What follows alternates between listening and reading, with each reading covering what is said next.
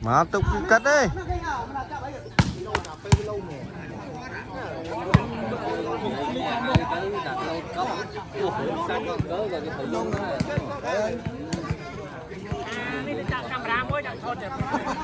Nè camera thoát nữa. Tham phớt đâu, tham dương nhà chạm lôi cho nó.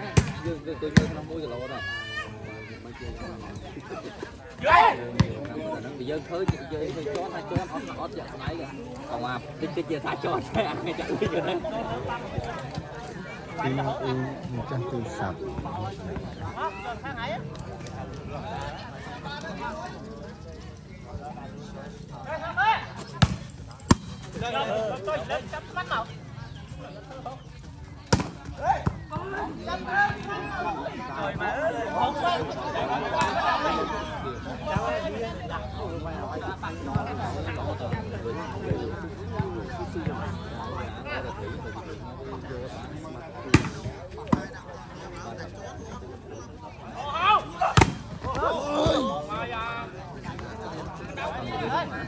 Trong tay tích kìa vậy. Mấy anh này thôi.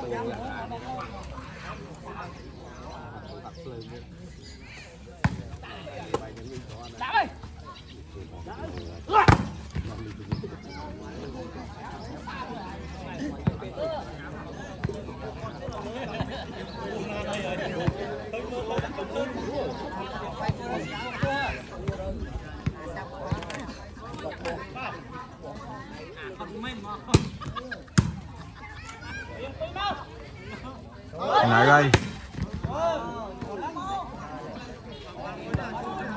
Tu.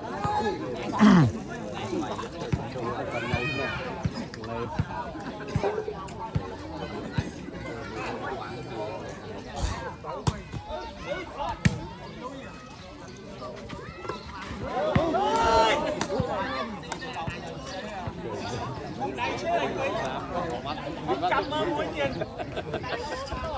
Này cũng riêng đó.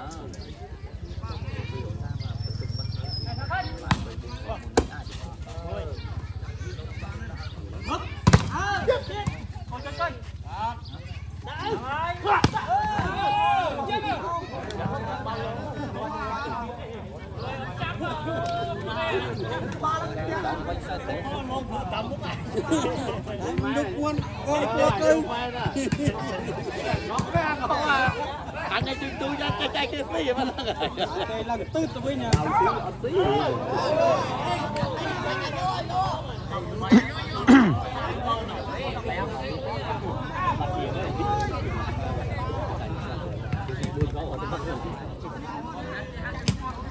Chan đấy, phái chan.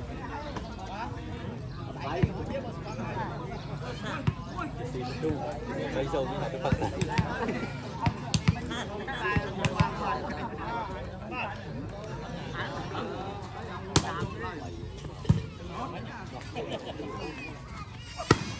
Ơi à. Tay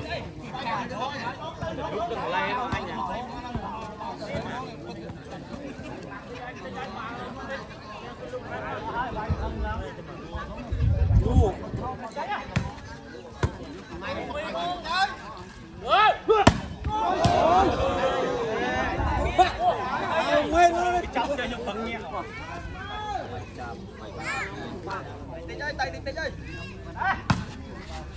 Ông ơi.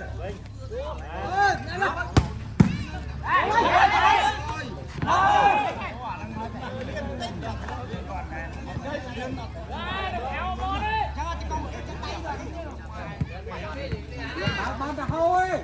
Ai à? Bán trà khô ơi. Không, mới hai. Rồi, Rồi mà thì lò ra ọt xì.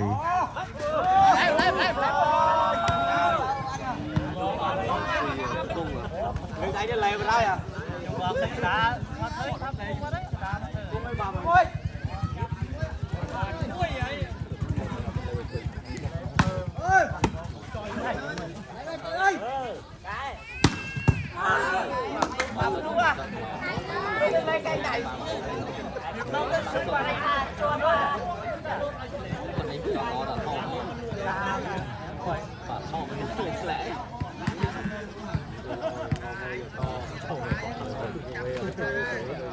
một hai tập lúc đây được bắt ba lấy đời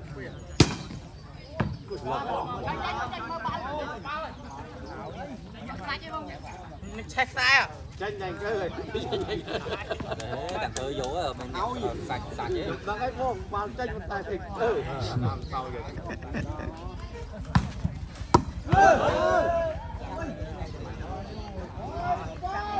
mày cười chân gì Vâng vậy.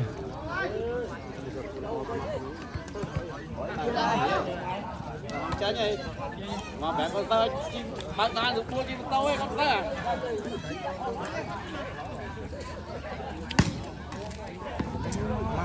Chúng vô mau là chống chắc bó nè.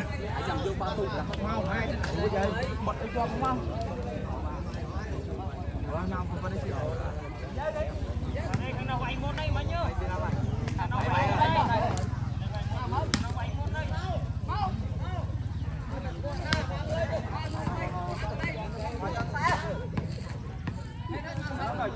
Vào mong à.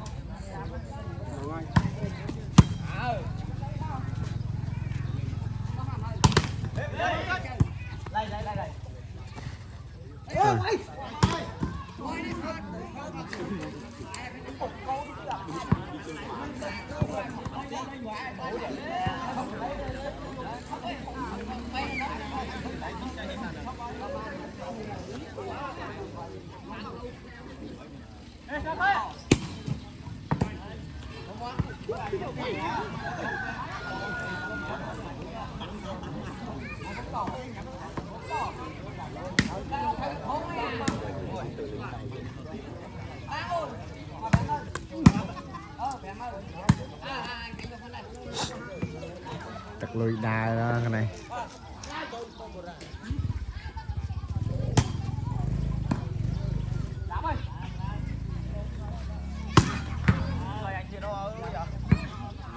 này cái thì là buôn cỏ bay to lắm em nó đi Anh cho lỗ mà. Anh như là lắm cái đá anh cho nó mẹ. là nó lên Vâng giờ làm chiều.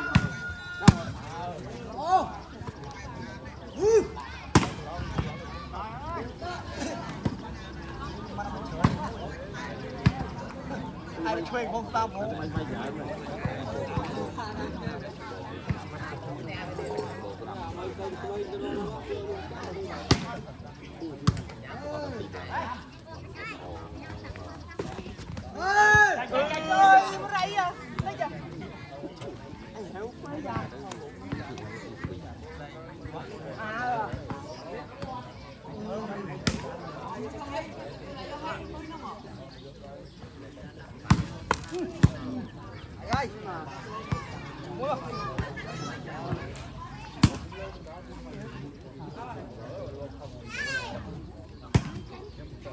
Một view rồi.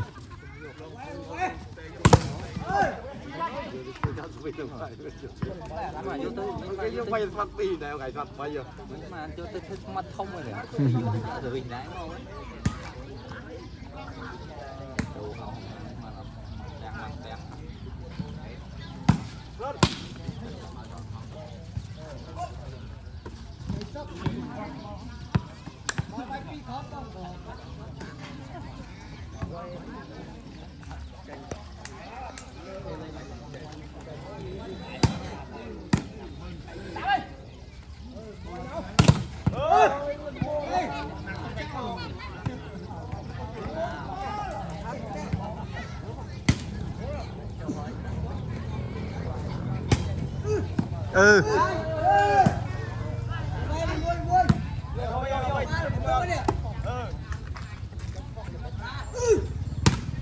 Trời mà lơ cả lắm mai tiết đó.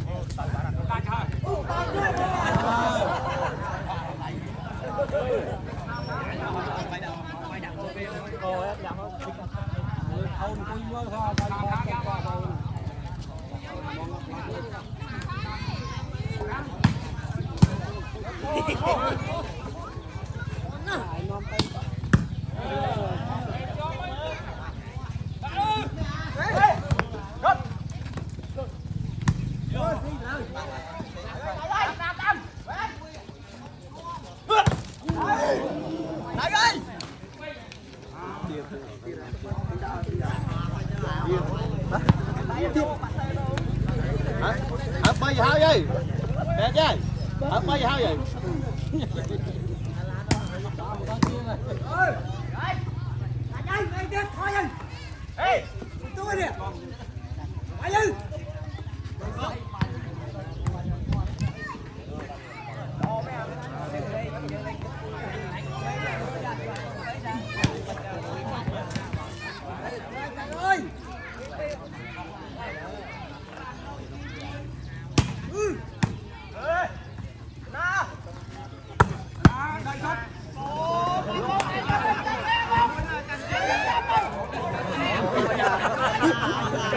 Ngon lời nha. Cậu à.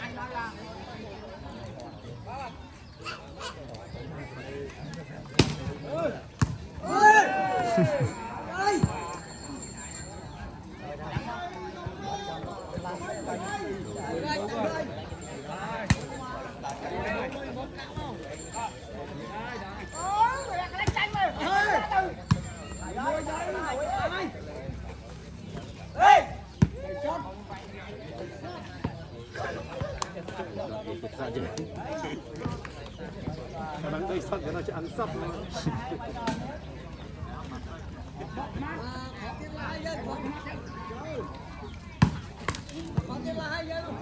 Kéo bạn kê chơi máy.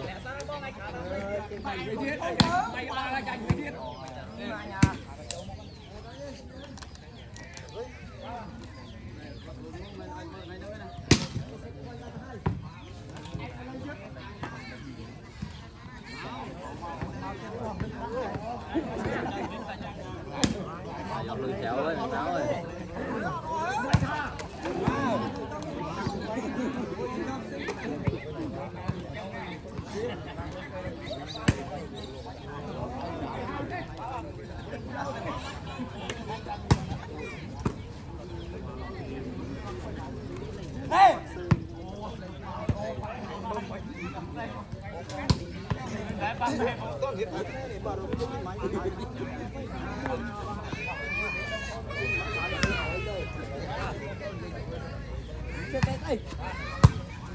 Này làm âu này.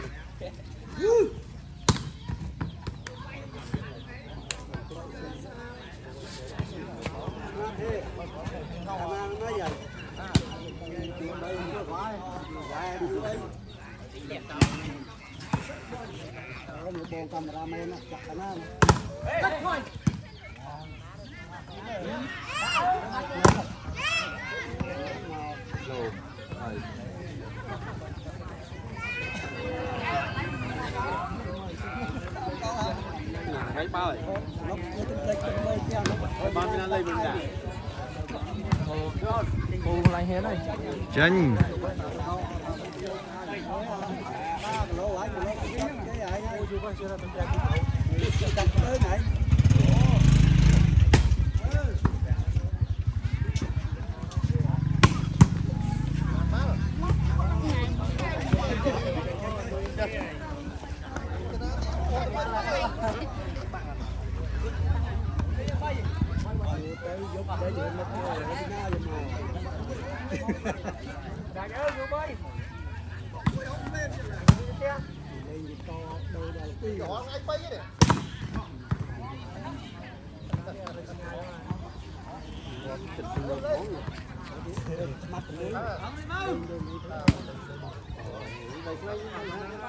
Mà này chút một tuần ổ, một tuần kẹo.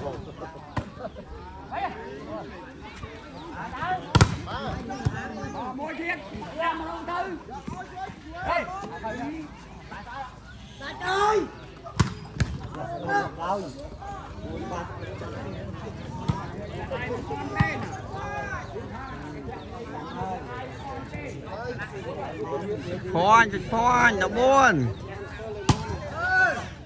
Trên cây.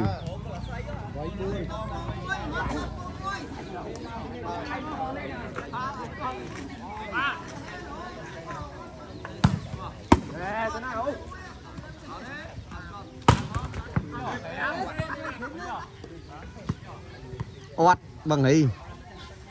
Ót. Ôi chủ vợ có ót đấy. Ót hầm.